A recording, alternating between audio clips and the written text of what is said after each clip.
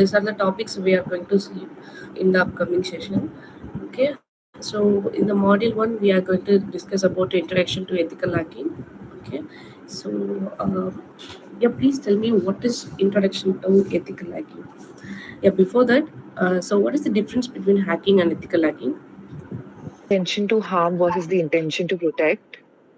Ethically we are doing some activity, right? Ethically we have to do some the attacks, and that should be very useful for the company or any other third party organization or something.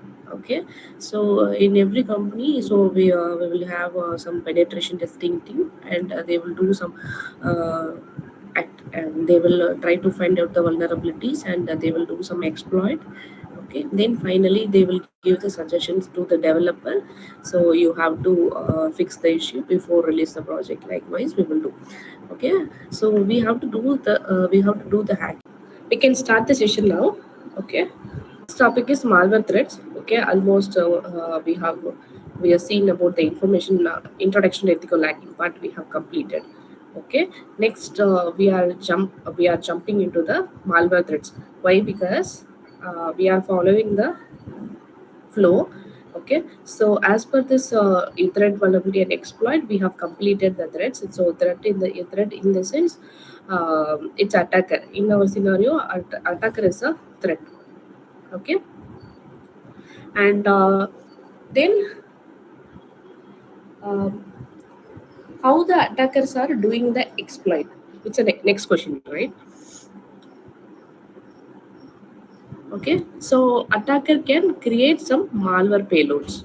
Attacker will use the attack vector like malware.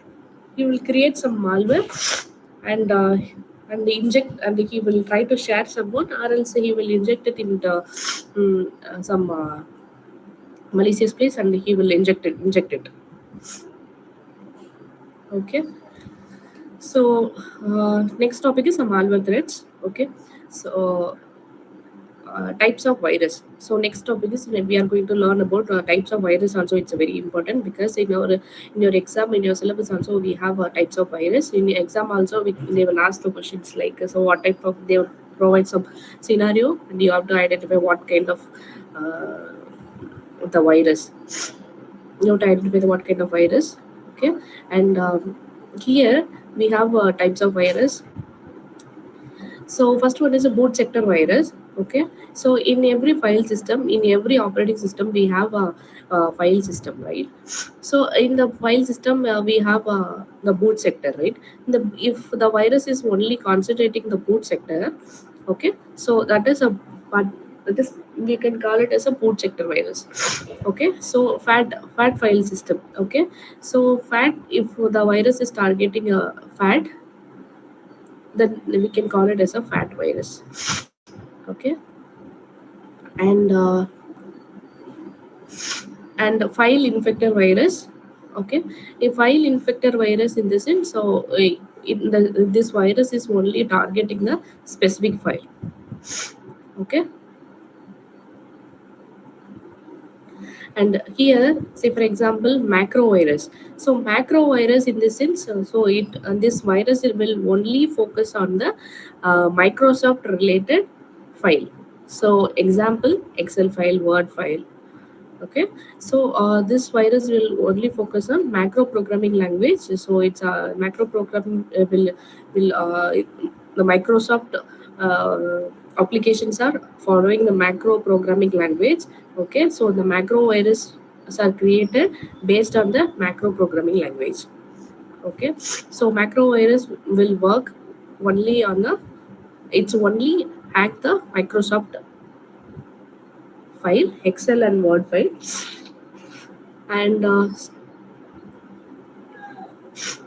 another important virus is browser hijacker virus. Okay, so browser hijacker virus in this sense, so it's a very important virus. Okay, so it we have already discussed about the sessions, right? Browser sessions, right? It will hijack the browser sessions. Okay, so because in if you're in your browser we have the cookie values, right? So in the upcoming classes also we are going to learn about if we are taking the browser, what are the information will be there in the website. Okay, one of the information is cookie value. So the cookie values contain some sensitive value data like session id will be there, and other important headers also will be available in the cookie. Okay. Okay, so in the virus is targeting only the browser related information. So and if the virus is fetching, and if the virus is collecting the sensitive data from the browser, okay, that time we can call it as a browser hijacker virus.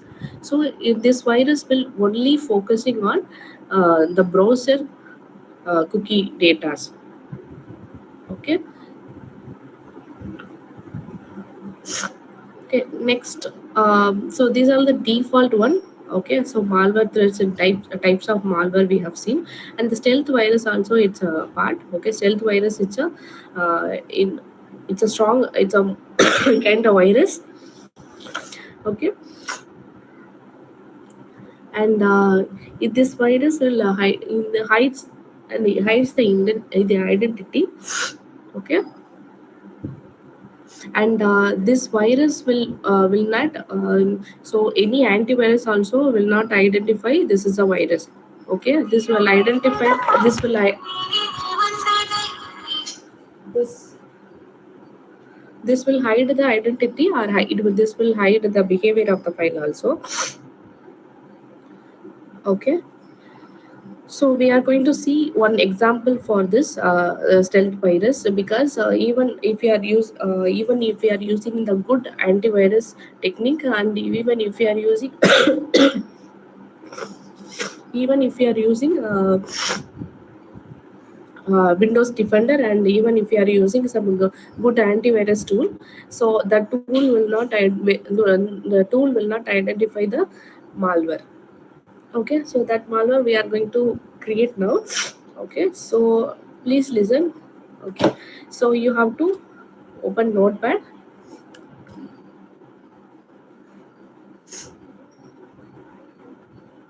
Okay, so there you have to type percentage zero, type symbol percentage.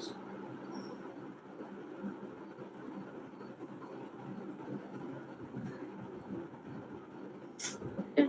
So I will put the comment in the chat also. You can copy and you can paste it in the notepad. Okay. And so first I will not explain it. So how the malware, how this script will work. Okay. So I'm telling this is a malware. How many of you agree this is a malware? So I'm telling this is a malware script. This is also one of the malware script. Okay. So you guys are going to observe the activity of the malware file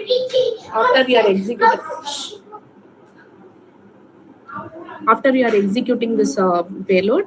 Okay, you have to monitor the behavior of the file. Okay, so first you have to do is you have to open the notepad, then you have to paste this command, and you have to paste it as a any file name, notepad. Okay, and you have to create it. Okay, please do that, do this, and then we will discuss further. Okay, don't run this bad file. Okay, so just create the bad file, and once if you are completed, please let me know. Okay, then I will tell you what you have to do further. So before executing the file, okay, so I will tell you what this payload will work. Okay, remove all the unnecessary space. Okay, so you have to save it as a dot some malware or whatever the file name. Okay, you have to save it as a dot bat file format. Okay, this is a malware. Okay, this malware is not identified by any or Windows Defender, and your antivirus also.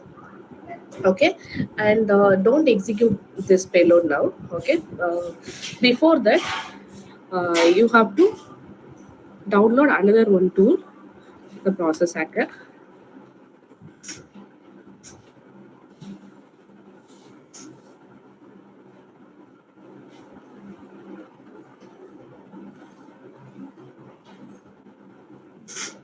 Okay, so you please go to the site and you have to download this tool, download Process Hacker. Okay, so once if you are downloaded the Process Hacker, you please let me know. Okay, your next task is you have to uh, tell me the difference between task manager and the process hacker. Okay, you have to tell me the difference between task manager and process hacker. Then I will tell you why we have to use the process hacker for this malware analysis. Why? Because we have created one malware. First, initially we have learned about what is malware, right? So malware in this sense, if you are it's a something is suspicious. Okay, some unwanted or suspicious activity in your system. Okay, so that is malware. We have seen we have learned about different types of malware also, correct? So some we have discussed about the browser hijacker virus and the macro virus, file infector virus, correct? So after that we have started creating a payload, malware payload. So, okay, so this malware payload will not identify by your antivirus Windows Defender. Why? Because you have to always you have to think like an attacker. As ethical hacker, we have to always think like an attacker. Then only we can do some exploit and we can create some new payload, as well as our responsibility is to give the countermeasure for the project team as well. Okay, so we have created one new payload. Okay, this will not identify your security endpoint devices like Windows Defender and your antivirus. Okay, yeah. So next step is you have to do some malware analysis. Okay, if say for example you are suspecting like your maybe your system is having some malware. Okay, in that time how to identify the malware without help of any Windows Defender and any antivirus. Okay, it's a very important topic, right? Because even if you are going for the any malware analysis team, that time this process will be very helpful. Okay, so you have to identify the how the malware file is working and how the file is behaving in the particular system. Okay, so you have to observe all the things, you have to learn all the things. Okay, so first we have created some script. Okay, so we don't have any idea about that script. Okay, so leave that. Okay, and the next step is you are going to do some malware analysis topic. In the malware analysis, Yeah. huh? So definitely this malware will not harmful for your system. Okay, it will corrupt your system temporarily. Okay, so again you can restart your machine and again you can rejoin the session. Okay, so it won't affect your system. Okay, so don't worry about that. This okay, this will be this malware will corrupt your memory. It's temporarily. Okay, so next thing is we are doing a malware analysis part. We have some malware. The next step is we have to do some malware analysis. Okay, so in this stage we don't have any idea as a tester or any security researcher. They don't have any idea about the new malware, but they are suspecting like some malware is uh, running in the particular system. In that time how to what are the steps we have to do and how to identify that malware. Okay, so we have some malware analysis procedures. Okay, one is static and another one is a dynamic analysis.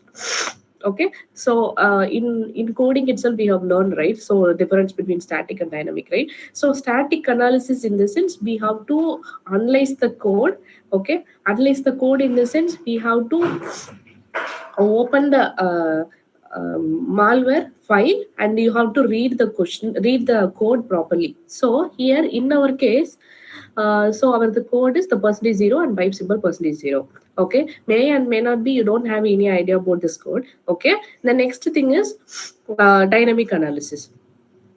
Okay, so maybe you're suspecting like some malware is running in your machine. Okay, so dynamic in the sense what are the running process, what are the process are running in your machine, that process as a security researcher, you have to identify. Okay, maybe say for example, maybe in your system, okay, you are thinking like some malware is running, okay, but that malware is not identified by your Windows security endpoint devices like antivirus and Windows Defender. Okay, in that time you have to identify, okay, some malwares are running in your machine. Okay, so that time you can use this process hacker. Okay, so why? Because this process hacker tool will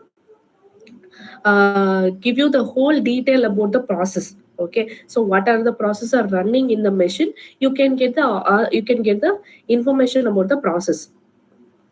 Okay, so if one process will take the high volume of memory, so you can assume like, okay, so maybe this may be a chances of malware. Why? Because so the say for example, if you are opening some application, so the process and application will be utilizing the minimum number of memory. Okay, but if some malicious actions are happening in the particular machine, maybe in the malware will take the large volume of memory of your system. Okay, in that time one case is you can assume like, okay, maybe this file is maybe this process or this file may be responsible for the memory utilization.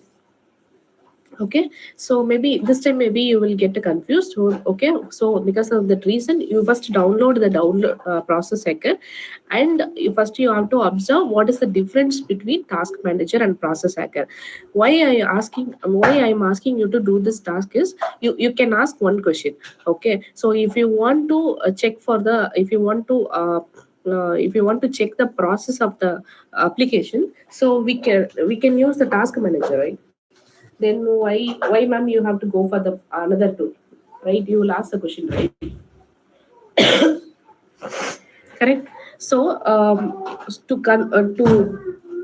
to learn about the difference between the task manager and process hacker, okay, I have given this task. Okay, please try to download the process hacker, and then you just cross check the result with the task manager and process hacker. Don't execute the bad file now. Okay, first try to complete this task, then we will execute the bad file which we created, and then I will tell you how the malware is working and why I'm telling this is a malware.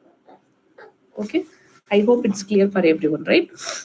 The case this will not be work. Okay, and why? Because so the process hacker also, it's a kind of dynamic analysis tool, right? So it will keep on monitoring all the process which was running in your machine. Okay, so that time, so if you are using some Windows Defender or any antivirus, so that antivirus will predict like so maybe this is maybe chances of virus like it will predict. You have to see the difference between the task manager and the process hacker. Ma'am, what are we supposed to exactly do after installing the process hacker? Sorry. What are we supposed to like do after installing the process hacker? Yeah, so you have to first you have to install the process hacker. After you are installed the process Yes. hacker, you have to open that application as a run as administrator. Okay, and see the result. Okay, so see the status. What are the thing you observed in the process hacker, in the process hacker tool. And in parallel, you have to open the task manager and see what are the thing you are observed in the task manager. Okay, so what are the thing you observe? And it's highlighting the specific application in different colors like yellow and rose color and gray color. Can anyone can you please share your screen and can explain what are the thing you observe? You can see the difference between the task manager and the process hacker. So process hacker tool, it's a very important tool while you are doing some malware analysis. Why? Because this will give the entire process details of your machine. Okay, say for example, if you are checking the details, in every day we will do the thing, right? So if you are unable to close any application, then immediately we will open the task manager. Immediately we will open the task manager and immediately we will give the end task, right? And so in the task manager, so we can see the details, like so what are the applications are there. Apart from that, so we can check few process details only. But if you are checking in the process tracker, so you will get the entire details of the process. Say for example, so if you are checking that .exe file for some any goToMeeting.exe, okay. If we are um, if you are opening that .exe file, so if you want to create a .exe file, so you need a supporting .dll files are required, okay. So if you are suspecting and if you are telling, so this file is a malicious file, means maybe if you are working for any malware team, or if maybe if you are working for some forensics project, you have to give the proper explanation. So why you are suspecting this file is a malicious file, okay. You have to give the proper explanation for that file, okay. And again I'm telling, so if you are creating one payload, that payload format is maybe a .exe file. And if you want to create some malicious .exe file, okay, you need some malicious sub.dll file also, okay. So that information also you have to uh, add it in your report, and you have to disable that DLL also in the backend. Okay, so if you want to know more information about that DLL file and additional supporting file for some .exe file, you will get the result in the process hacker only.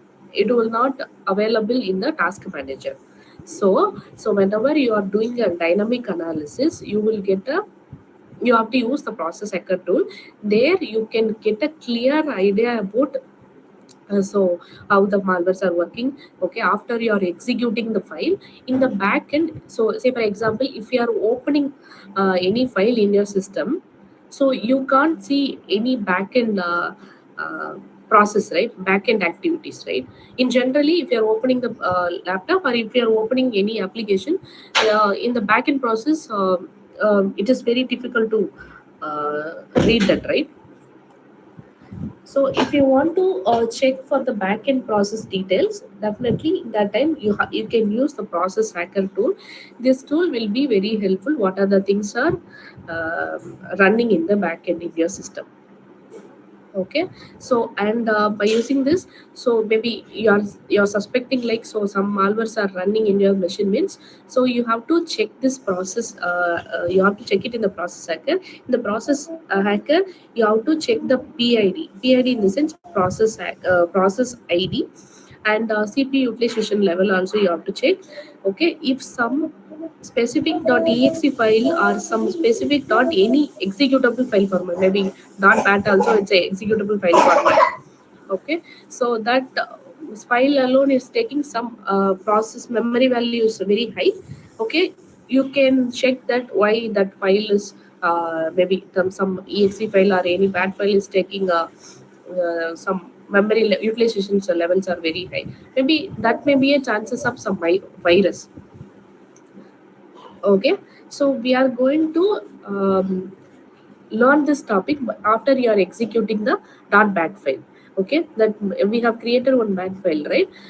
Next, you guys are going to execute the payload. Execute the bat file in this and just double click the bat file. Okay, so don't run the bat file until I tell you. Please wait. I will tell you when you have to execute. Okay, so before execute the once again, my power is also up. Maybe I will change my network. Okay, within 1 minute I will rejoin. So you guys are going to you guys are going to monitoring the behavior of the file. Okay, so after you are executing the file, so in parallelly you have to open the process hacker also in one side. In other side you have to double click the bat file. Okay, so observe the result in the process hacker. Okay, that is one step. That is one that is also one of the step. And second thing is, um, I will give the clue for that. Okay, it's a malware. Okay, this malware will corrupt your memory temporarily. Okay, so don't get scared about this bad file. Okay, so after you are executing this payload bad file, your system will get hanged. Okay, so please listen what you have to do after you are executing the bad file. Okay, so first you have to open the process hacker. In another side you have to either run the bad file. In the parallelly you have to check what are the things that are going on in the process hacker. Okay, once if you are executing all the thing, okay, so maybe your system will get hanged. Okay, if your system is getting hanged, maybe again you have to rejoin the session. Okay, and before executing the file, please save all the files. Okay, because this file uh, will going to corrupt your memory temporarily, and if you want to definitely your system will get hanged after you are executing the payload. Okay, and if you want to rejoin, if you want to restart your, if you want to use your system, definitely you have to restart your entire machine, then only you can use your laptop, because this malware will going to corrupt your memory temporarily. Okay, so that is also one thing. First thing is you have to run the payload, and parallelly you have to observe the behavior in process hacker. And the second thing is, after you are executing the bad file, you have to check your antivirus status also, whether your antivirus is blocking or not blocking the bad file. Okay, and finally you can you can if you are getting stuck, or if you are facing uh, any problem in your system, maybe you can again you have to reboot the system. Okay, before executing the system, please save all the necessary files. Yeah, please tell Many me what are command the. window pro- Uh-huh. many Okay. many command window processes started to execute, Mm-hmm. causing the memory to overload. Mm-hmm. And after a while, the antivirus recognized it and quarantined the file. Okay, your Windows antivirus also identified, huh? Yeah, Quick Heal identified it. Yes. Mm-hmm. Then if the antivirus is identified, maybe that payload also is not worked, right? Should not work, right? My antivirus found it out like really quick as soon as I executed the file. Mm-hmm. Your antivirus Yeah. also identified, huh? Mm-hmm. Yes. Okay. Then identified, that is also malware, huh? It identified as a malware. It's identified as a Yeah, it malware. recognizes. Mm-hmm. Then it's identified as a malware. Then you should not get the result, right? How you have done then? You have disabled the antivirus and tried, huh? I didn't try that yet. Should I? Sorry? Directly you are Should I executed try the it? Yes, I directly executed it, but my antivirus is on. Do I have to yeah, but execute it? yeah. Do I have to So disable and execute? no. First, if you are Oh. executing, no, don't disable your antivirus. Okay. So what I told, so you have to execute the payload, and you have to see the difference in what is the thing you are observed in the process sector, and as well as you have to check the antivirus also. So check the antivirus status. Okay, so before you are launching the process hacker tool, maybe your antivirus will identify this file, it's a malware file, right? After that, so you are unable to install that file in the process hacker also. Correct. So why? Because the antivirus antivirus it's consider the process hacker, it's a malware file. Correct. But in a scenario, even though the antivirus are identified, the bad file it's a malicious file. Okay, but still we are executed the malicious file, right? Correct. It's again we are bypassed the antivirus. We have not disabled that antivirus, right? It's getting my point. Yes, ma'am. Yeah, so it's a new payload, so that signature is not present in the malware database. I will tell you. So what is signature? and how the malwares and other antivirus tools are working. Okay, so why I'm asking you to execute the payload and check the status in the process hacker means there if you are checking the status in the process hacker, so you got an idea, right? You got a point, right? So after you are executed the payload, so continuously you are seen some command prompt, right? So some command prompt was keep on open, maybe 4 or 5 was command prompt was so open in your system.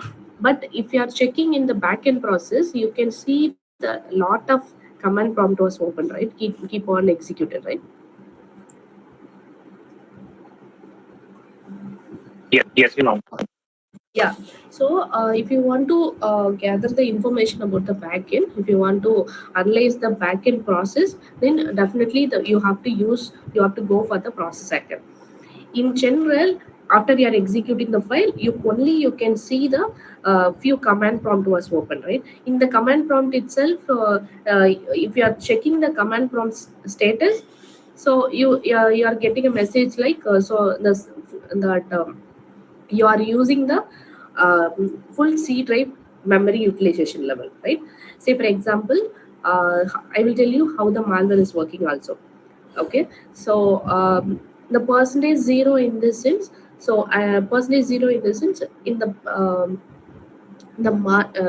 code will check the operating system where you have installed the operating system. Say for example, in our case, we have installed the operating system in our C drive, right? So if you keep on utilizing the C drive data, C drive memory, what will happen? Definitely the memory overflow will happen, right? Correct. So if you are utilize the entire memory, or if you are utilizing the entire memory of the C drive, or else what will happen? So definitely your memory will be get crashed, or else your memory will be get overflow. Okay, so percentage zero in the sense the backend process. If you are taking the backend process, we are giving the command to the system like, so you have to use the you have to check the memory, you have to check you have to utilize the memory capacity. Likewise, we are give the commanding. Okay, if you are using the pipe symbol, it's a looping. We are giving the looping. So then pipe, if you are giving the pipe symbol, we are commanding like this process should be keep on executing. Likewise, we are giving the command to the system. Okay, again if you are giving the percentage zero, again we are telling like, so again and again that the drive should be keep on um, keep on allocated. Okay, so if you are giving the command like this, okay, definitely your memory will be get crashed. It's clear, right, everyone? Because of that reason, pipe symbol in the sense looping, it's mainly we will used for looping in the sense again and again repeating to repeat the process. It's clear for everyone now? Okay, so percentage zero will denotes like where you have installed the operating system. So where you have installed operating system, here we have installed the operating system in the C drive. So here in the C drive we have the larger capacity. Okay, if you are keep on utilizing the memory of the C drive, what will happen? If you are utilizing the full capacity of C drive, okay, so definitely your memory overflow will occur. Okay, so if you are exhaust the memory, okay, definitely the memory overflow will occur. So definitely your system will get crashed. So why your system will get crashed? Because we can't do some any process, we can't execute or we can't do any performance. Why? Because we have exhausted all the memory space. Okay, so again I'm repeating the percentage zero in the sense we are trying to we are asking the system to check the operating system install memory space. Okay, execute the utilize the operating system install location. If you are using the pipe symbol, again and again we are executing or using the memory capacity of the system. It's clear. So that's the reason I asking you asking you to check the status in the process hacker also. If you are after you are executing that payload, only you can get the pop-up message. Maybe 3 or 4 command prompt was open in your desktop. But if you are seeing the backend process, if you want to check the backend process, you have to use the process hacker. In the process hacker, uh, you can see the lot of command prompts, right? If you are checking that result in the process hacker, you can see the lot of what are if one CMD was open in the backend, and so that all the processor keep on all the processor track. We can track it in the process hacker. So by using the process hacker, we can track all the backend process running, all the backend running process. It's clear for everyone. I hope it's clear. It's a by using the process hacker tool, we can do dynamic analysis. Dynamic analysis in the sense we have to do some analysis for the live process. So live process in the sense, if you are opening some exe file, so the exe file, one process ID will get generated, and that for the specific exe file, maybe if you are executing some exe file, the parallelly in the that exe file also will consume some memory in your system, correct? So maybe if you are suspecting some file, malicious files are running in your machine, maybe you have to focus on the CPU utilization memory level. So likewise, so we have also seen the example, right? So if you are keep on getting some command prompt in the, if you are seeing some command prompt message in the process hacker, or else if you are seeing some memory utilization levels are, it's very high for one single process in the backend process, means definitely you can come to the conclusion like maybe that file is maybe a chances of some malware file. Okay, if it is a malware, that memory utilization level will be very high. So that is also, it's a possible uh, for the malware. Okay, so without we have not used that antivirus, right? We are not asked the antivirus help, right? Without help of antivirus, we have used the process hacker tool, and we have identified what are the process was run, executed in the machine, and we have observed the bad file the activity also. I hope it's clear for everyone, right? It's clear. It's clear for everyone. Yes. Okay. Any doubt?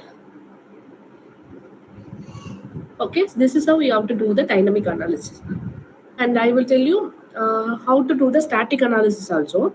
Okay, first we will complete all the dynamic analysis. Okay, dynamic analysis, as well as in the real time we have one online tool where you can upload all the suspicious file. Maybe say for example, if you are suspecting some this the file is maybe a chances of malware, means you can directly, you can upload the file in online platform. I will share that platform also. You can upload that file. Okay, you will get a, so there you can get idea like, so that online tool will identify whether this file is a malware or it's a normal file. It will give the result like that. Okay, I'm going to share my screen for that virus total. So how many of you heard about the virus total?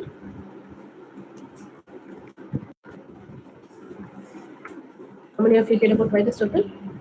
So few of them, sir, I already worked on virus total, I think. Okay, yeah, please tell me what is virus total and why we have to use virus total, and where this virus total will be very helpful. Can you tell me? Okay, this say for example, if you are suspecting some file is chances of malware file. Okay, so you can upload any file, and this tool will identify, and this tool will give you the result. Okay, so maybe here you can see, as you can see like so here, so detection, so these are the companies. Okay, Bitdefender and Avast and AVG, it's a company that they are vendors. Okay, they are contributing to the site. Okay, and So they are trying to identify the file. Okay, so then in the detection field you can see some data. Okay, I will explain it further. Maybe I'm going to give you one task now. Okay, by using this virus total, you will get an idea like maybe this file is a normal file or it's a malicious file. Okay, you can use this virus total to confirm the file whether this file is a normal file or it's not a legitimate file. Okay, and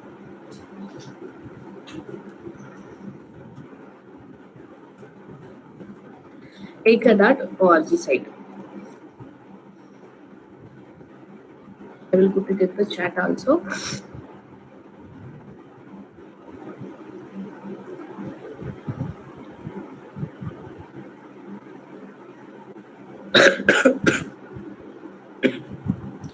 So here, please listen, acre.org. Here, download this one. Download anti-malware site test file.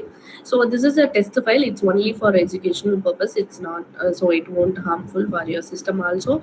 Then you can download this file in your system, and we can learn the malware threats concept. Okay, so we are doing the dynamic analysis concept. Okay, so we have first we have learned about the running process details we have observed. Okay, if some process or some exe or some applications are utilizing some large memory capacity, so that time we can consider like, so maybe this file maybe a chances of virus. Okay, apart from that, so maybe if you want to get the detail about the file, maybe, okay, if you are doing some static level analysis, you have to do some code level analysis, right? So you have to code level analysis means you have to read the code, maybe in the person, maybe percentage 0.5 symbol percentage zero, maybe you may be strong in some coding techniques. Okay, when after you are identified um, this file is a maybe buffer overflow related exploit or something you identify. Okay, so maybe if you are, it's a normal payload, right? If you doesn't have any idea about the new malware means in future, so you can if you are suspecting some file is a malware. Okay, maybe if you are working for some forensics project, or if you are working for some malware threat team, so that time you have to do some static and dynamic analysis. Okay, so dynamic analysis is the live analysis. Okay, static analysis you have to understand the code or else understand the file. Okay, so in that time you can directly upload the suspicious file to the virus total also, and there you can see whether this file is a original or legitimate file or it's not a legitimate file. Okay, and yeah, so to practice the virus, to practice to and improve your knowledge in the virus total, we are going to do some task now. Okay, so you have to go to this page and share this exact link also.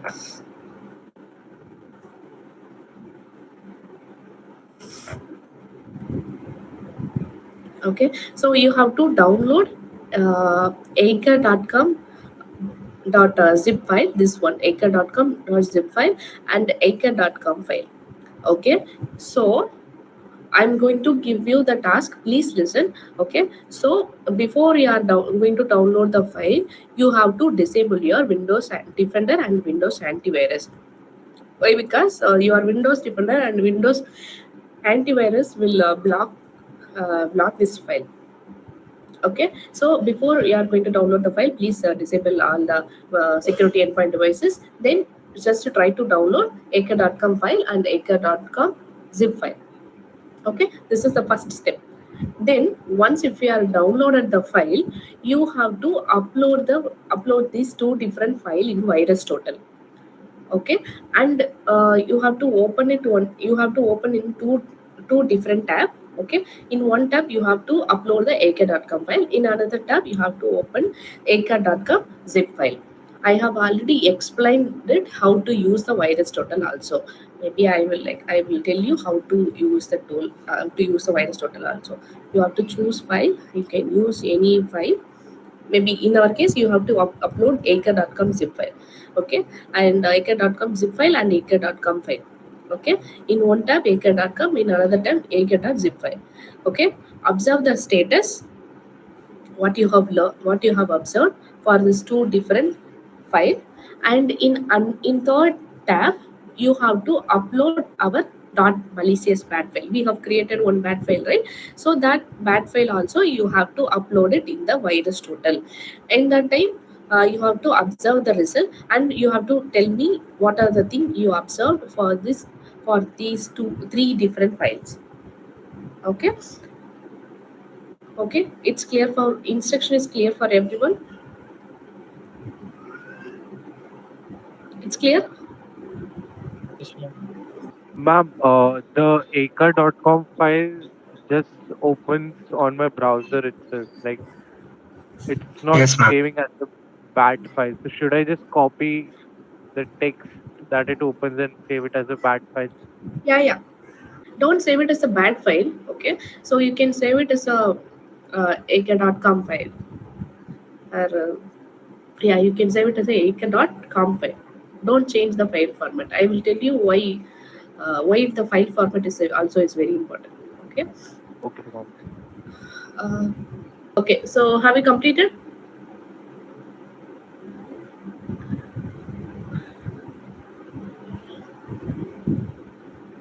Yes, ma'am.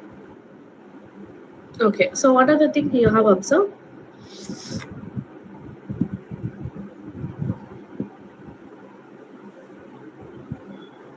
Ma'am, in some files, it was able to detect some things, ma'am, like static ML and all. It's able to it was not able to detect Mm-hmm. the .com file, but in source file, it was able to detect some more three things this static. Okay. Can you share your screen? I will give the request. You can share. Yes, Yeah. ma'am, is it visible? Yes. Yes. Yeah, ma'am, this ma'am, this is actually the .com file. Okay. In static file was alone until Mm-hmm. Okay. the zip file, these more things were until. Mm-hmm.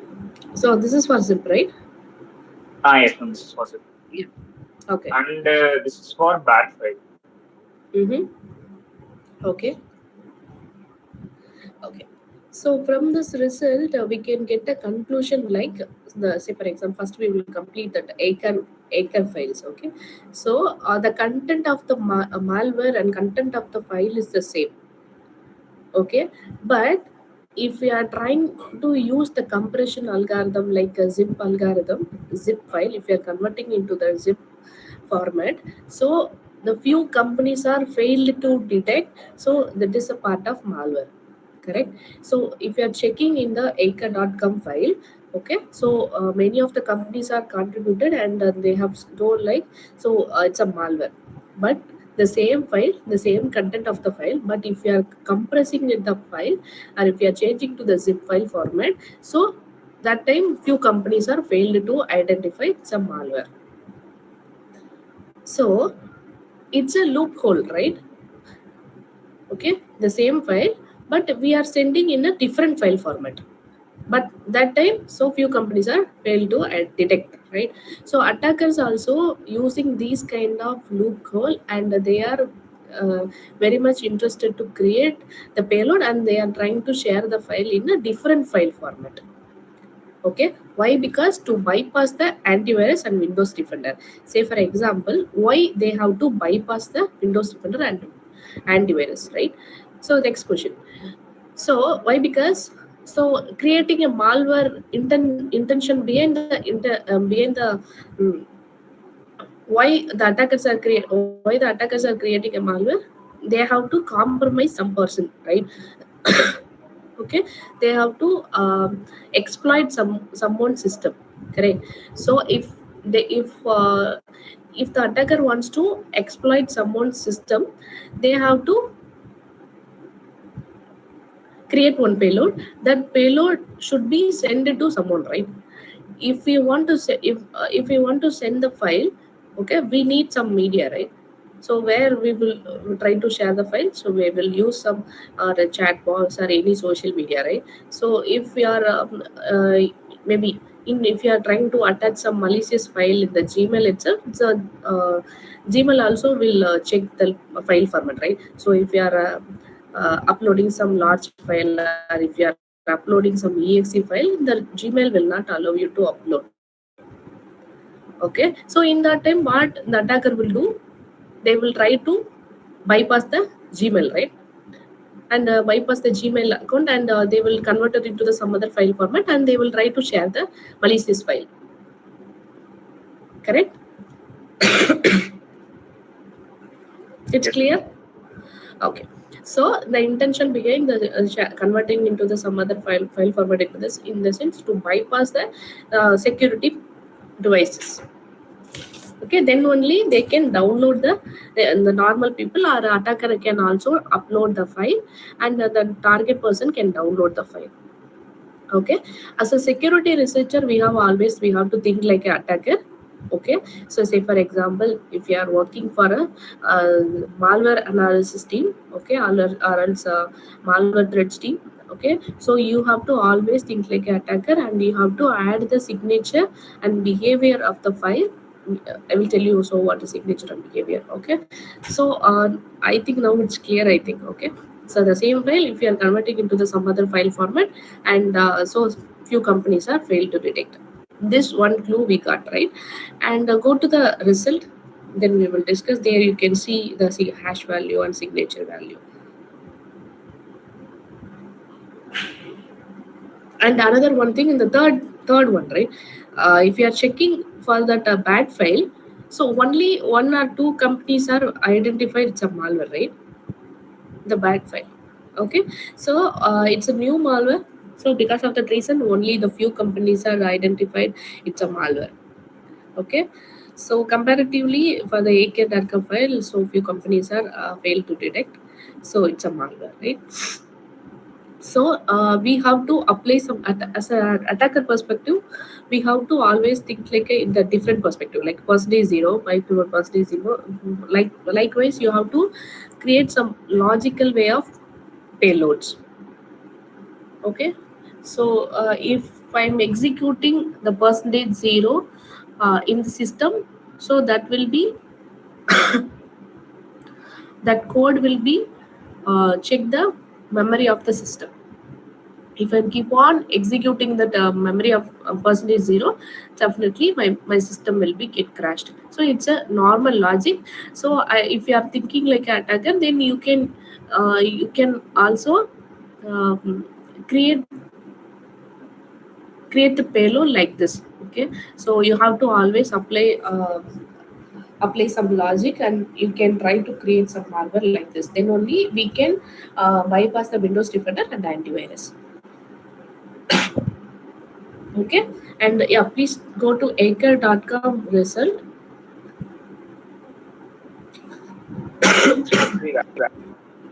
Okay, go to top, anchor.com file. Okay, zip file. I think it's a script.bat file. Yeah. Yeah, com file, or else yeah, it's com file also, it's fine. Here you can see there are a lot of tabs, right? Detection, details, relations, behavior, and community, right? So go to details.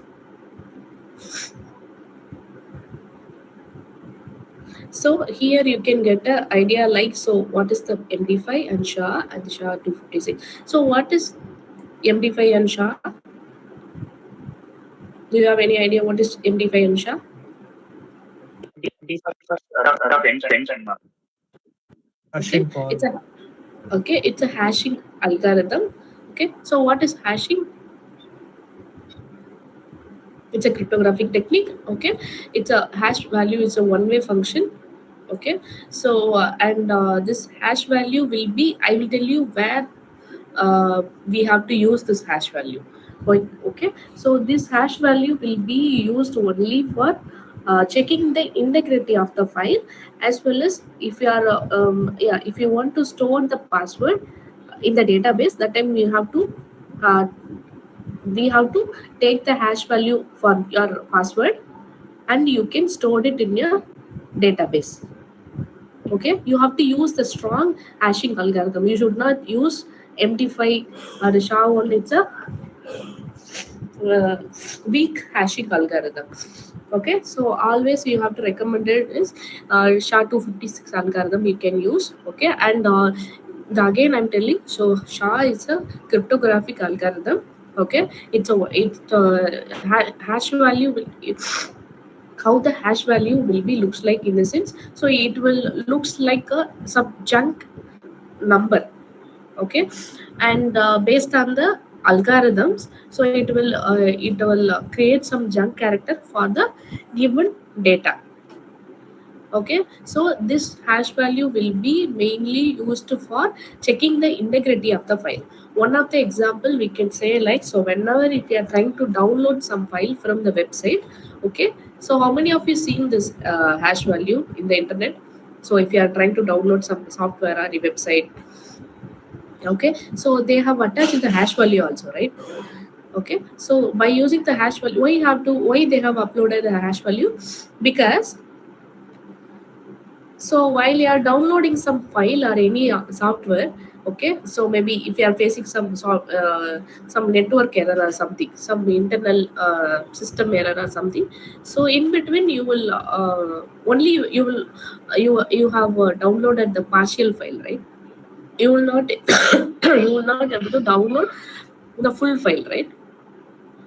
So to confirm the integrity of the file in this sense, the originality of the file as well as your downloaded file also should be matched.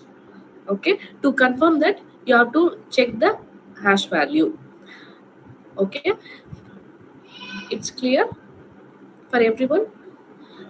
So yeah, this is signature based in the sense, it's a basically it will working the malware database, or else IDS, it's working based on the signature based and behavior based. Signature based in the sense, hash value based. Okay, signature in the sense, so in the malware database itself, okay, they have predefinedly they have some data. Okay, so here, so malware, say for example, this is some signature based. Okay, signature based in this hash value based. So in the top we can specify like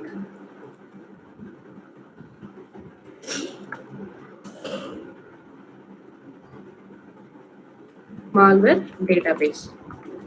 Okay, assume this is a malware database. In the malware database we have a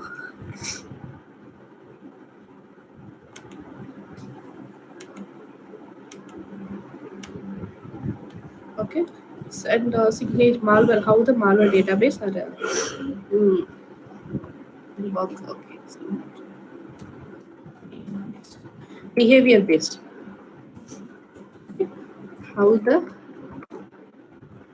malware behaves in this system. Okay, so signature based or else hash value based. Say for example, if we are working for the hash value based,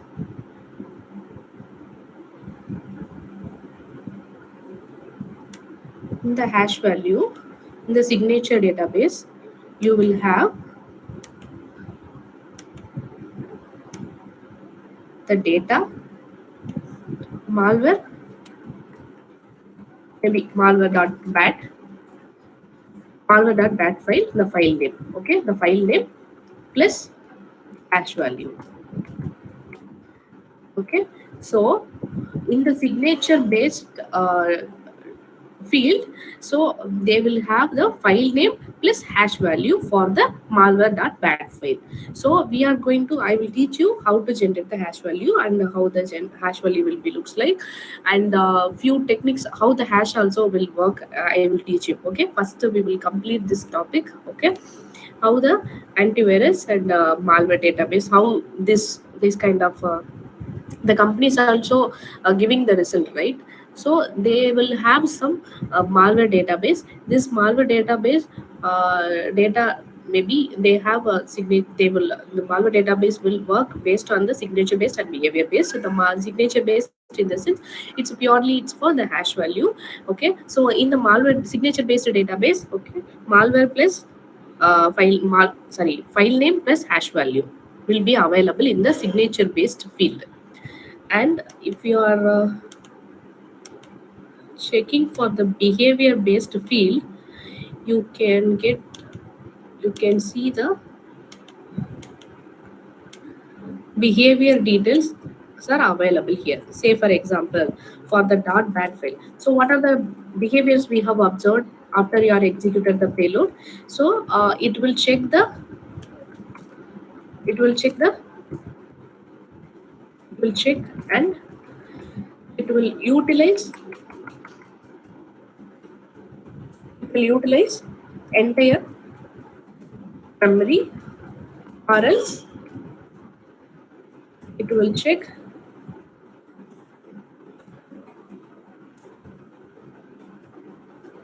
will check the C drive, or else where you have installed the operating system. Here in our case, we have installed the operating system in a C drive, so we have utilized, almost we have utilized entire C drive, right? So this is how the behavior of the file. Okay, so malware hash value in, sorry, signature based in the sense, in the database they will have the file name in the sense, maybe some malicious .bat file, or else some suspicious .bat file, or else some malware .bat file. Likewise, they will have some name, and they will generate the hash value, and they will store that data in the signature value, signature field. And in the behavior based analysis, they will have this data. So this specific malware.bat file will check the C drive. This will utilize the entire C drive kind of behavior. They will add it in the behavior field. Okay, so this is how the entire the malware database will work. Based on that, you will get a result. Okay, now you can share your screen. Fathiban, you can share your screen now. Ma'am, I need your permission. Is it visible now? Yeah. Here you can see the hash value for the file, right? It will take the hash value for your file, and it will match with your malware database. In predefinedly, in the malware database, they have their own signatures. Okay, for the some malicious file.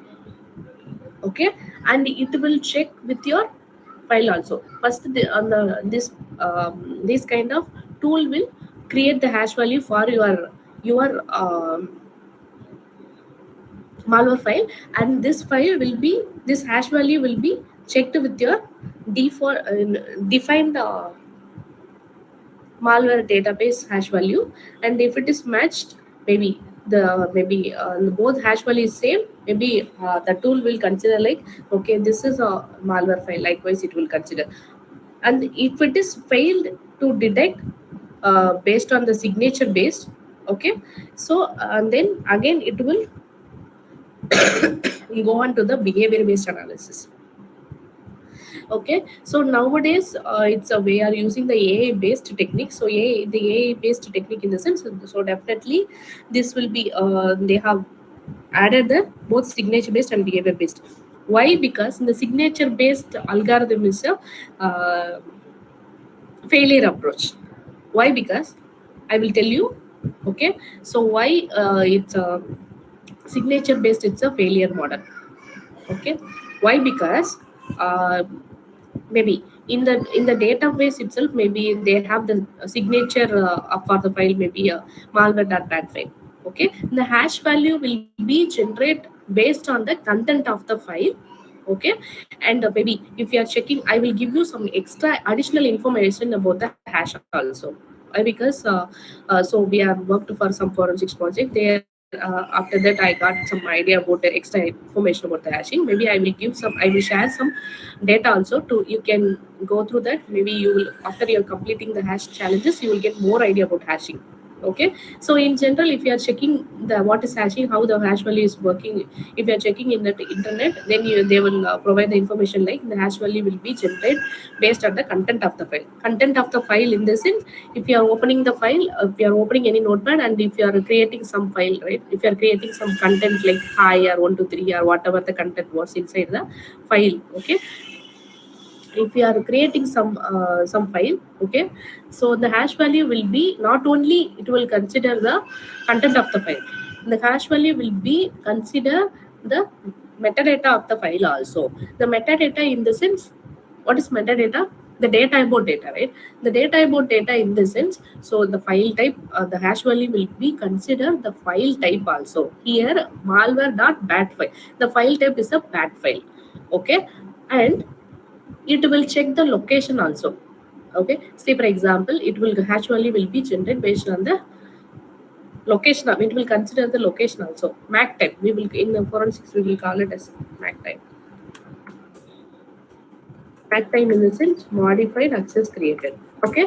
So hash value will be generated based on the content of the file and the location of the file, and the file type also it will consider. As per the as standard definition, so the hash value will not work. The hash value will work based on the all the metadata also. Hash value will consider the metadata of the file also, okay. So again back to the signature based algorithm. Signature based algorithm in the sense, so it will only check the hash value of the file. Say for example, okay, so see the screen, okay.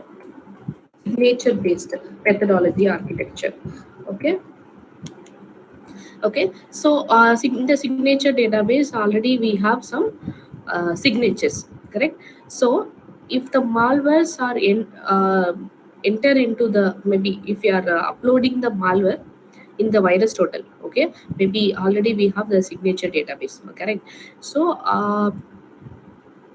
the detector will create the the creator will generate the hash value for your some malware.bat file. Maybe you are trying to upload the malware.bat file. In the database, signature database also, they should have the malware.bat file. If they have name it in the different name like a malwares.bat file, it will fail to detect. Why? Because the hash value will be changed. Okay, first we will complete, maybe then you will get the idea, okay. So hash value will be get, if you are opening a one notepad and if you are adding some one word also, one dot also, if you are putting one word also, then definitely the hash value will be get changed, okay. So as per the hash definition, so hash value will be generated based on the content of the file, but in reality hash value will be considered the metadata of the file also. Metadata of the file in the sense, it will consider the file type as well as inside the content of the file, okay. Inside the location also it will consider. Based on that it will check the, it will generate the hash value for the file. In default in the database they have their own malware database, malware signatures, okay. Say for example, in our case we can name it as some other name. Maybe I can name like some threads.bat file or else legitimate.bat file. I can name it like name it in any name, right? But in the signature database they have in the predefinedly they have like a malware.bat file, okay.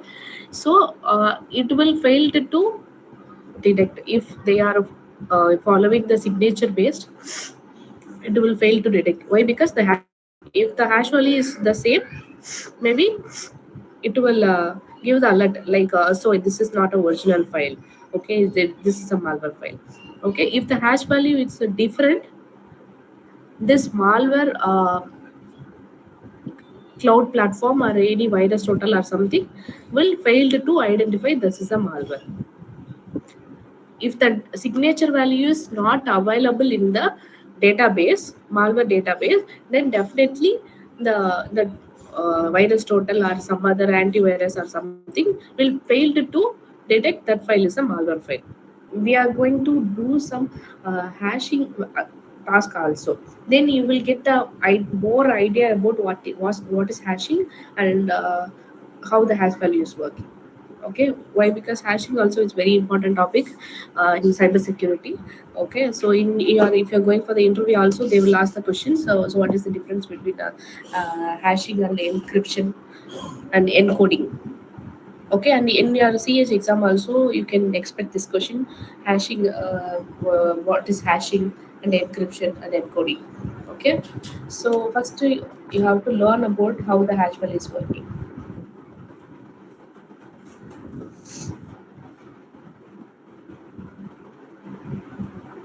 You have to download this tool. Okay, you have to download.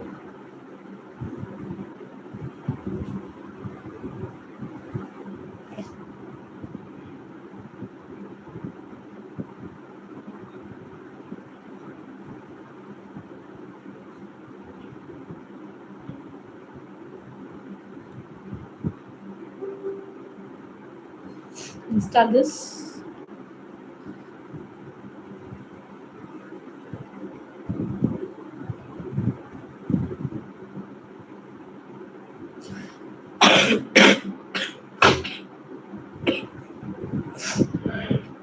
Okay, so please listen. Okay, so how you have to generate the hash value? Okay, so hash value is again, first you have to upload the file, any file. Okay, I'm interested to upload some this file.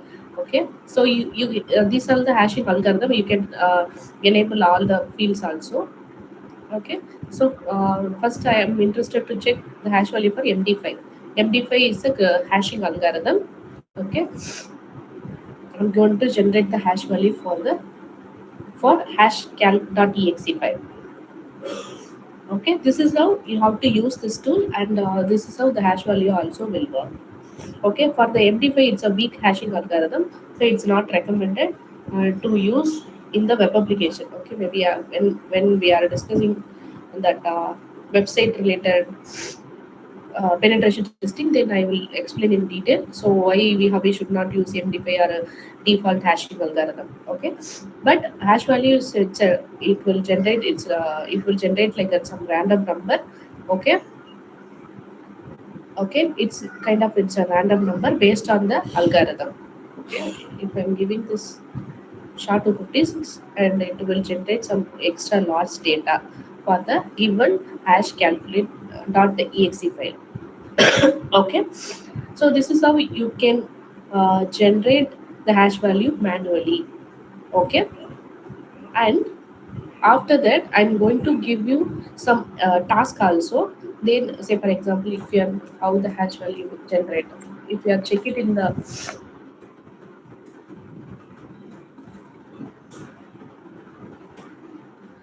if you are, even if you are check it in the browser, so you will get an idea like, so hash value will be generated based on the content of the file. Okay, no, but apart from that you will not get any idea about hash value. Okay, so we have done some research on hash. So after that we got a conclusion. So hash value is only generated based on the content of the file and behavior of the file. Okay, so first I'm going to do one basic task. Okay, so see here, hi, my content is hi. Okay,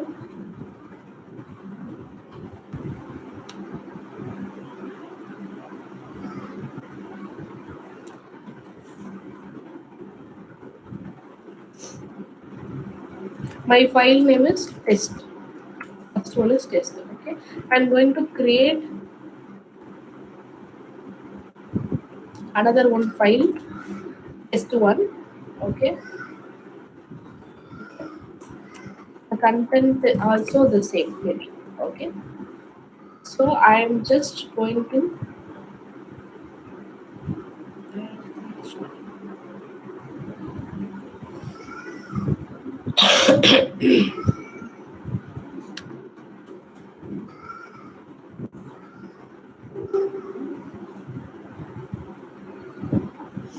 I have to upload the file.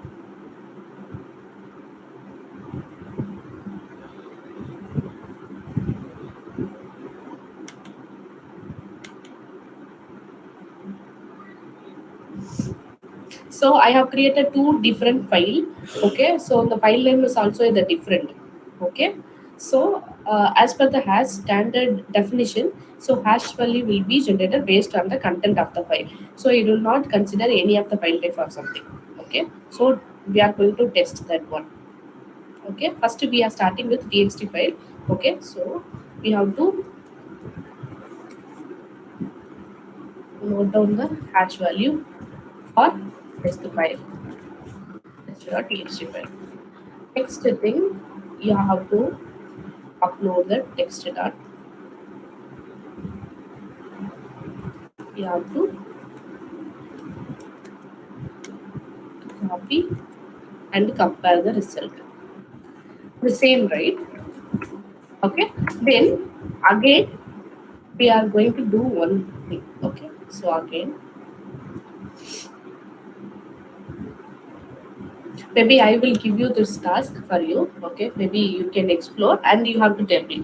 Okay. So here I have generated, right? Likewise, you have to create a Word document. Okay. So likewise, you can create one Word file. The Word file, the content of the file is I, small h. Okay, the file name maybe test. Okay. Again, the content of the file is a hi. Maybe the file name is a test1. Okay, so you have to take the hash value for these two different files, and you have to tell me what are the things you observed. And please tell me what's your conclusion for this file also. If you are taking the hash value for the test file, you will get a different answer. But if you are doing the same task for in the Word, you will get a definitely you will get a different result. Okay, please let me know what are the things you observe. So maybe anyway, I will repeat the thing again. Okay, so I have created two different text files, correct? So first I have created one notepad, and I have created one content. Maybe the content may be the hi. Okay, the same content you have to create it for the another tab also. Content hi. I have to save it as a some file name is a different file name. Okay, test1. Okay, first file name is test, the second file name is test1. Okay, likewise you have to create the Word file, maybe test.doc file and test1 dot docs file, two different Word file you have to create, but inside the content you have to add the same content like hi.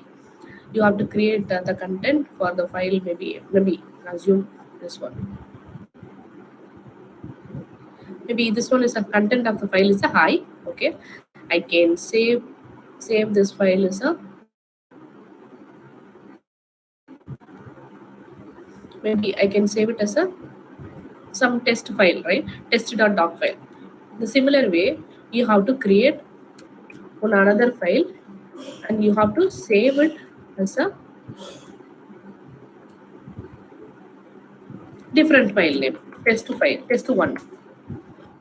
Okay, the content of the file is the same, the file name is different. You have to upload these two different file in hash calculator tool and observe the result, and please tell me what are the thing you observed. Please make it as a document. Okay, this will be very helpful whenever you are doing a real time testing also. So anybody can complete the certification. Okay, but learning some security concept is very important. Okay, so definitely I can assure that once if you are so after you are completing my uh, training, definitely you will get a more knowledge in penetration testing, that is for sure. So okay, so I'm not much concentrating on the theoretical basis. Okay, so I will provide more example. Okay, so this example will be very helpful whenever you are doing a real-time penetration testing. Real-time penetration testing in a sense, in the company also they will provide some website. Okay, so client website they will provide. Okay, and that in that website you have to identify some vulnerability and you have to do some exploit. Okay, then you have to give some mitigation also to the client. Okay, so in that time this will be the steps and procedures will be very helpful. Okay, so if you are having any doubt, please don't hesitate to ask any question. Okay, in the class itself you can ask all the doubts and you can ask any doubts related to cybersecurity. So you can prepare like this kind of document, and you can maintain it for the future also.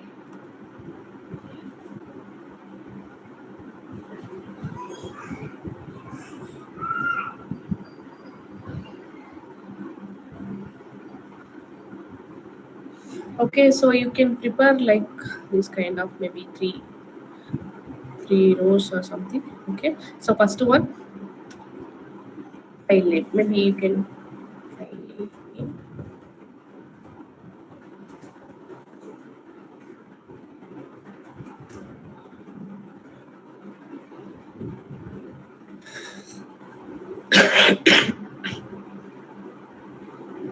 Okay, so first one, the serial number.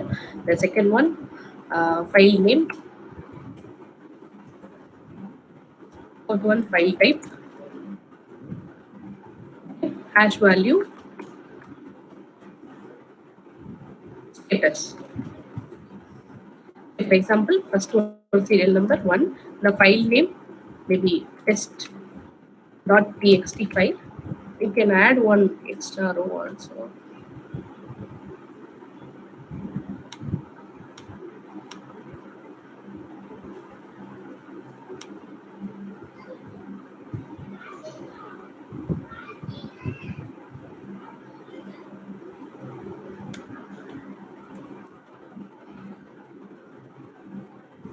File name, file type, and then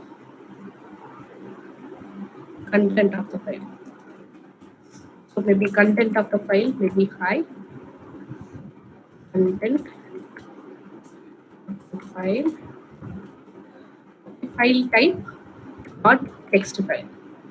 Hash value, whether you have to do some analysis and you have to generate the hash value by using hash calculator. Okay, hash value you have to update the hash value, maybe some value, right? It was generated in the hash value. That hash value you have to copy and you have to paste it. Okay, and status. Okay, maybe if we are checking for maybe test one dot text file. Okay, test one dot text file, maybe you have to compare this result for the test.txt file, test one dot txt file. Okay, we are using the different file name, but the inside the content of the file is same. So you have to compare the result.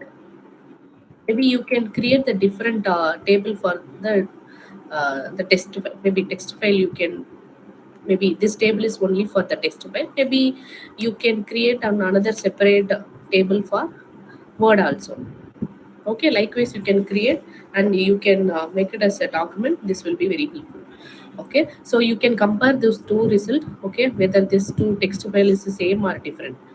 And after that, the third one is test two txt file, and content of the file is hi1. Okay, that time you have to compare the result whether this hash value is changed or not changed. Okay, this table is for a word file, and the hash value also. And finally you have to status, in the status are remarks. The remarks you can update your opinion.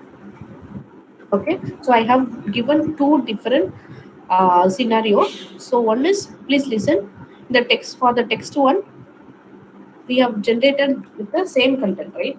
So additionally, if you are adding some extra data and if you are saving the file, and in that time you have to generate the hash value and you have to compare the result with the older test.txt and test1.txt file hash value.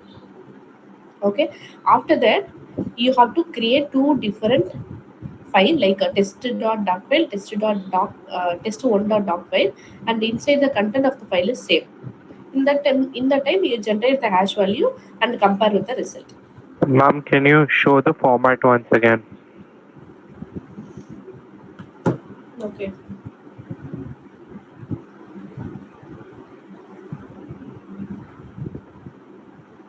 Please listen all. Okay.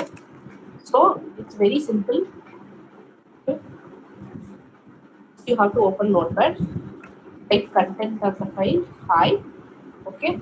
The file first we have created test.txt file and the test1.txt file. Inside the file, I have created the content, hi. That's it. Okay. The third file also you have to create, but I'm going to create different content. Save it as some test file. Maybe test2. Okay. So compare these two different file result. I have already told how to generate the hash value. Similar way, you have to create a test file. Content high content, and save it as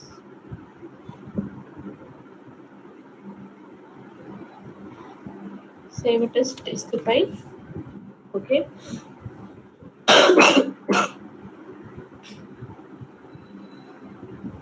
Content high, and save it as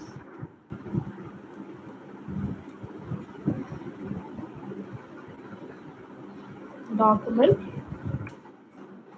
1. File name is different. Doc2 maybe. Second file is doc2. Content of the file is same. Okay, again. Yeah, that's it. It's clear now? It's clear or not clear? Shivam, it's clear? Yes, ma'am. Yes, ma'am. Okay. Excuse me, ma'am. Yes. Ma'am, that hash app, it says that it is not able to run on my laptop. Mm-hmm. What is the error you are The getting? it says it cannot be run on the computer. Okay, it's no problem. And I will share the online link also.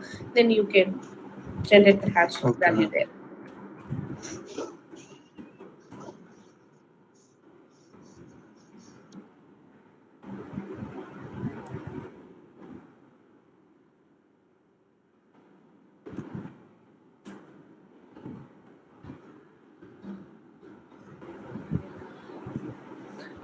Okay, this one you can use. The previous one is for only for the content of the file. Okay, so here you have to upload. Please listen. You can upload any file. This will generate the hash value. Okay, you can use this calculator. Okay, so have you completed the task? Yes, ma'am. Okay, so what are the things you observed? Ma'am, for text file, if the data is same, the hash values are not getting changed, ma'am. But in Mm-hmm. document file, even if the content are same, the hash values are getting different. Correct. But if you are adding some extra content in the text file itself, definitely the hash value will be get Yes, changed, ma'am. right? That is also yes. Yeah. So the as per the default standard meaning for the hash value is so it's not It's not suitable, correct? So hash value will be generated based on the content of the file, as well as it will check the location of the file, as well as it will check the file name also. It will consider all the metadata of the file. Metadata of the file in the sense data about data. Data about data in the sense again, so it will consider the location of the file, as well as it will check the file name also. Okay, so it text, if say for example, while you are creating while you are generating the hash value for the text file. Okay, so we have created in the two different file name, but content of the file is the same, right? But even though the content of the file is same, but file name is different, but still the hash value is it generated the same hash value, right? Okay, so but in case of the word, it's different, right? Why? Because if in word, in the Microsoft file, all the Microsoft files are using different algorithm, but in the text file, they don't maintain any algorithm or something. Okay, so as per the if you are opening the word, they have some space, right? In the top you can see some word, and they have their own Microsoft programming language. Okay, so that's because of that reason, so the hash value is getting changed. It's clear. Yes, ma'am. Yeah, so we are going to do some extra hashing task also. You will get a more clarity once if you are completed. So please listen. Okay, so I am going to uh, share the document, hash document. Okay, so there I have lot of hash quiz. Okay, you can open the document and try to complete all the quiz. Okay, so after you are completing this document, so you will get a lot of idea about hashing. Okay, different text file name, but the content of the file is same. If the hash value will be the same. Okay, so here also I have prepared um, one scenario like Siva text file. It's a one file. SIV.text file, two different file name, but content of the file is the same. Hi, but what is the hash value? Definitely the hash value will be the same. Different, as well as I have mentioned the answer also. Different doc file format already you guys are completed, right? And here Shiva.text file and Shiva.doc file. The content of the file will be definitely different. Okay, so likewise you can read and you have to try to answer for the question. This information will be very helpful whenever you are doing the forensics level analysis. Okay, the flow is fine, right? Why we are why we are learning hashing techniques in malware threats. The flow is fine for everyone, right? Excuse me, ma'am. Yes. Ma'am, so basically, if the extension of the file is different, then the hash value changes, right? Yeah. So file type does affect the hash value. Yeah, but it's say for example, even if you are in the file, the content of the file and the file name is different, means that this will not be applicable for the text file. Okay, .txt file format. So it is only for .txt file. So if we have two different Correct. files of doc files and it has the same value, even then the hash value will be Yeah, different. different. Correct. So the same thing is only for txt file. Everything else it Yes, will be different. yes. Okay, ma'am. So the conclusion is, so the hash value will be checking all the file type and content of the file, and it will check all the thing. Okay, so not only it will check the content of the file, so it will check all the metadata of the file also.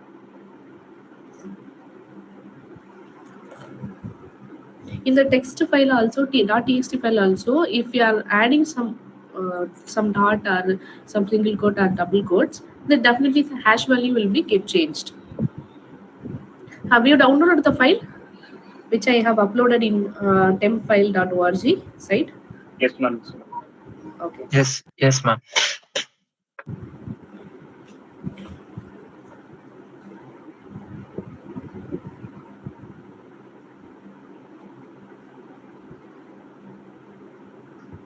Ma'am, so initially when we did that process hacker file checking and then the virus total, it was just to see if it was detected or not, right? Hello. Yes, yes. So we are learning the concept. We are learning the hashing concept. Okay. So in the virus total, so why we are learning the hashing? Because the antivirus or Windows Defender or uh, uh, any security devices, endpoint devices like IDS also, it's working based on the signature based and behavior based. So if you want to learn about signature based, definitely we need to have some idea about hashing. Why? Because signature based in the sense it's based on the hash value. Okay, so so already I told, right? So definitely it will. So if we are inserting some malicious uh, malware, maybe uh, maybe in your system, if you are using some antivirus, okay, this antivirus maybe will work based on the signature based and behavior based. Okay, the signature based in the sense, so definitely the antivirus also have some malware database.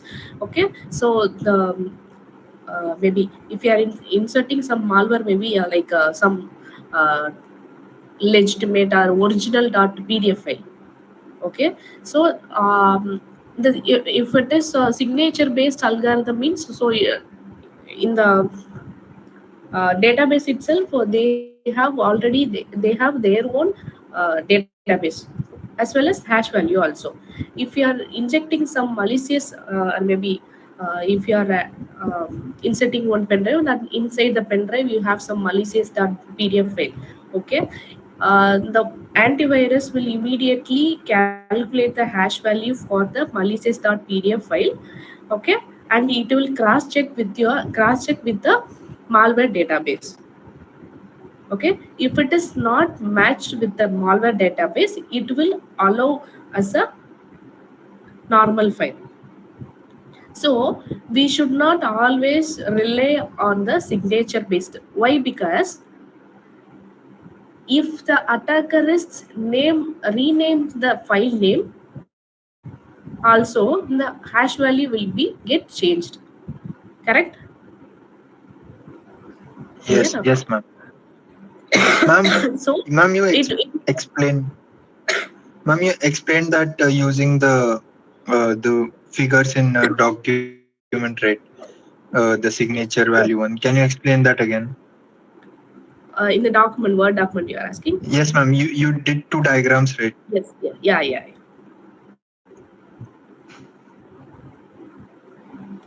Okay, so here the different file name shiva.text and No, no, sit.text. ma'am, not this one.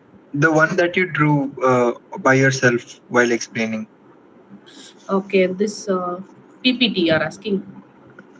This one. Uh, yes, ma'am, this one. Okay. So malware database. So how the malware database is working? Okay, signature based and behavior based. Okay. So say for example, inside the malware, say for example, antivirus. You can the full process will working in the antivirus. Okay, say for example, maybe if you are not used to this behavior analysis, maybe if you are using only the signature based. Okay, okay, the signature based in the sense it will only check the hash value of the file. Okay, so maybe in the signature in the malware database, in the predefinedly they have some test dot some bad file or something, test.pdf, test file, and with hash value.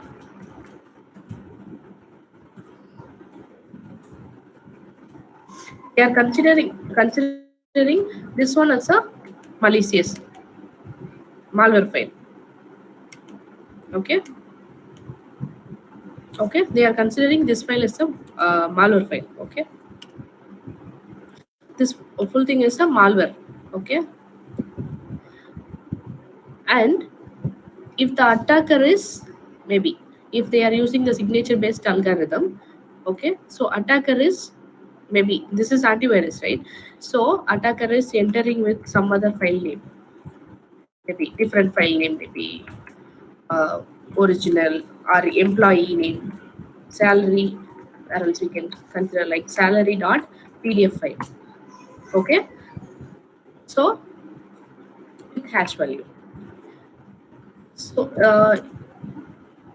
this hash value will not be available in the antivirus signature based malware database, right? But content of the file is maybe this salary file may be a Trojan file, or else some backdoor file or any virus file, same content. Okay, but the file name is different. Okay, the file name is different. Maybe again he has zipped the file also. Okay, the file name is different, totally is different. So definitely this hash value and this hash value will not be the same, right? So here the antivirus will fail to detect the service, fail to detect this file is a malware file. Why? Because this hash value will be the different one. This hash value it's not available in the malware database. It's clear?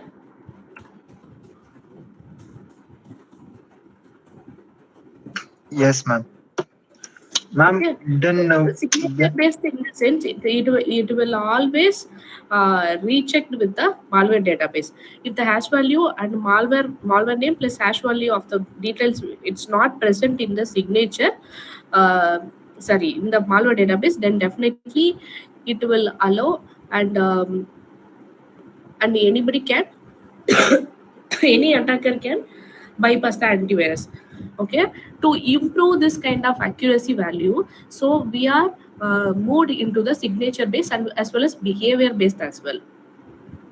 Okay, it's clear. The behavior in the sense, maybe if it is a Trojan file, maybe some default syntax and the default some maybe if it is a Trojan file, maybe this is how it looks like. Maybe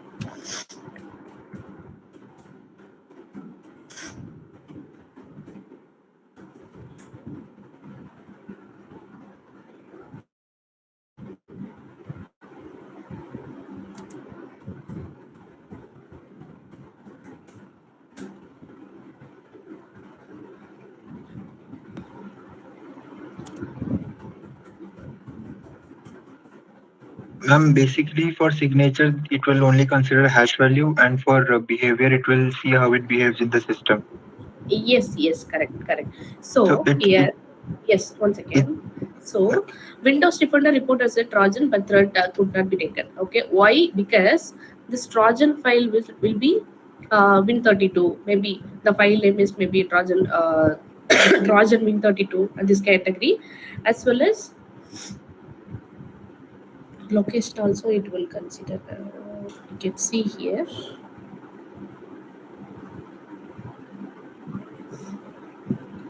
It's a forensics process. Okay, so some registry value also will get changed. Okay, so in the system, say for example, if you are open any application, maybe if you are typing something, if you are opening any application, that the value will be keep on like store it in your machine somewhere. Your data will be keep on storing, right? It's clear. So and the yes, registry ma'am. also, yeah. So here in that, maybe if it is some registry also, registry location also it will check. Okay, this is how they will add it in the behavior field. You can refer this. So whatever the thing we have completed, they have prepared as a one research paper kind of thing. You can refer this one also. Okay. Yeah, it's clear now. Yes, ma'am. Yes, ma'am. Yes, ma'am. But I have one small doubt, ma'am. Yeah. Ma'am, in the zip file, no, ma'am. If two zip files with the same name and the same location, ma'am, if the hash values are calculated for them, One would second. this come One same? second. Yeah, 1 second, Patrick. Yeah, please tell me. Sorry. Can you repeat Ma'am, again? yes, ma'am. For two zip files with the same name and in the same location, the hash values are coming same, ma'am. But if we unzip the two files, ma'am, the hash value will be like different or same, ma'am. Like it depends on the first file Which and question you are asking? Which one you are asking? uh, uh, ninth one, ma'am. Yeah.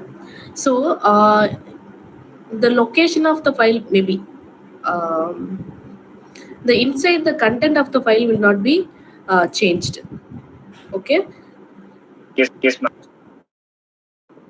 Why? Because say for example, if I am trying to share some file, okay, maybe I will compress the file, and if I am trying to share the file, okay, if you are going to unzip the file, definitely you should also get the same file, right?